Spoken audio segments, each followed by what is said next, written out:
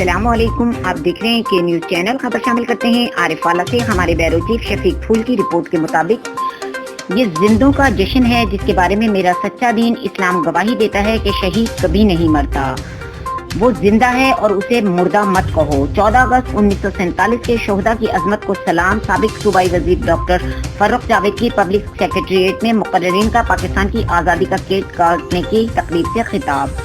مقررین نے دوران خطاب میں کہا کہ ہماری رگوں میں خون کی گردش بتا رہی ہے کہ 14 اگست 1947 کی لازوال قربانیاں بتا رہی ہیں کہ آج ڈاکٹر فرخ جاوید کی پبلک سیکریٹریٹ پر بیٹھا ہر نوجوان چلتا پھرتا پاکستان ہے جو بھارت سرکار کے دانت کھٹے کرنے کی صلاحیت سے لبریز ہے۔ اس کے علاوہ سینکڑوں کارکنوں کی موجودگی میں کیک کاٹا گیا اور آخر میں الحاج صوفی محمد رشید نے استحکام پاکستان کے لیے خصوصی دعا کروائی۔ لوگوں کے پرجوش نعرے پاکستان زندہ باد، پاکستان پائندہ باد سے فضا گونجتی رہی۔